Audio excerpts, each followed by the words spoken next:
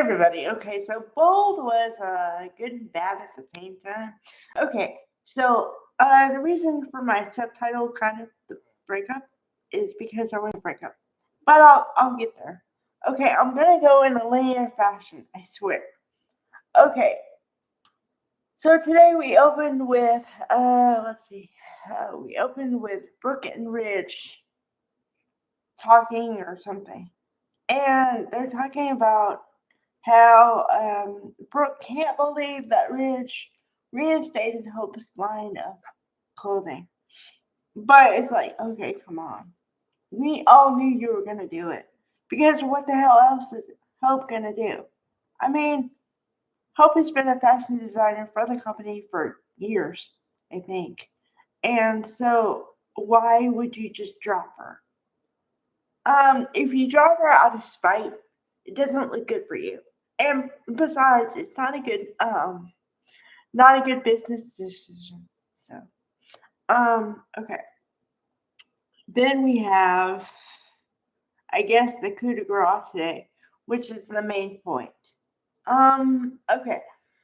So, it's kind of a will they, won't they? But you already know the answer, but then we have to go through the pain of seeing it. So, and, okay. Um, Before I start, I just want to say something. One thing. Okay, I try to be open minded and flexible and whatever. And I try to understand that they're trying to entertain and trying to write good storylines and fluid and all the things, right? Okay, so I was pissed off about the fact that Liam thought he could change Hope's mind about being engaged and getting married to Carter because he just had a whimsy and wanted Hope back. So he thought that he could make her drop her life and come back to him. I was not for that. So somehow they changed it to where I can't not like him now because they made it where it's best wish for her parents to be back together. Okay, so now you changed it up on me. And so I feel like a complete idiot because I can't be mad at a little girl, okay? But I'm confused because in one frame, you have Liam, Scott Clifton, talking to her and saying that, just because your parents aren't together doesn't mean I don't love you, doesn't mean we don't love you, and we'll still be here for you, yada, yada, yada. Okay, in the next frame, you have Carter kind of saying, well, I want to be with you and whatever. And I'm like, okay, great. Because he said, um, let's see, you deserve to be happy every day of your life. And I want to be the man who does that. I'm like, oh my God. I like almost fell on the floor because that's so sweet. And she's so ambivalent about it. That kind of was like, what? Okay. Uh, okay. Full disclosure. I have no man. I don't have anybody in my life right now. I'm not saying this for sympathy is truth. Okay.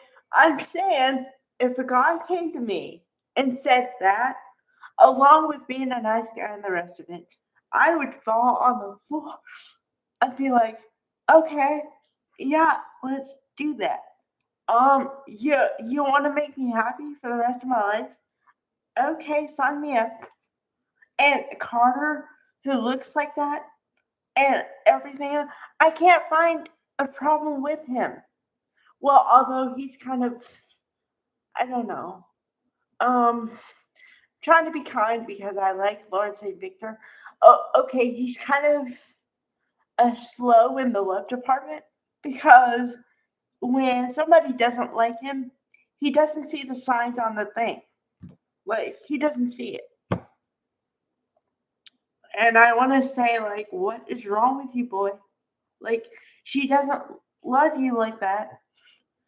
If there's if after, and this is for men out there, I know my audience is mostly women, but just in case, okay, now, if you spill your heart out like that and the woman is ambivalent, the woman does not like you. The woman does not want to marry you or does not want to do the thing you want to do. Just putting it out there. Okay. So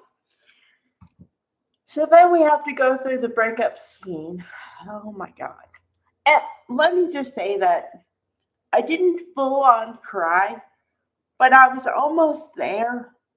And had I known it was coming, I would have busted out and crying out because it's just I've been there from like day one when they found out they liked each other like that, and I've been through the whole journey. So for them to break up is very very sad for me. Okay, because I had so many hopes and dreams for them. It's sick, but so the poor man, after saying that, he kind of knows what's in her heart and that she wants to be with her family. But then he puts it on, well, give hope, give Beth a, a thing to hold on to. And I know that's in your heart that you want to be with them. So it's the hardest thing I've had to do. And this man is crying. Like, okay, like, I've never seen well, I've seen men cry before, but very rarely. Okay, but on a soap opera, I've never seen a man cry. And like, I literally saw the tear going down his face. And meanwhile, Annika Noel is full on crying, crying. I'm like, holy, whoa. Okay, so he's crying and saying, "Oh, this is really hard for me, really tough, and the hardest thing I've had to do, but you should be with your family." And then just leaves. And I'm like, "What?" And then so he leaves. And then she is left there crying buckets. And I'm like, is she gonna go home? Is she gonna go straight home? What's gonna happen here? So then she goes home after a little bit because they had a scene in between that of Beth saying, "Well, I wanted mommy to come home before sunset, but we can still have a dance or something."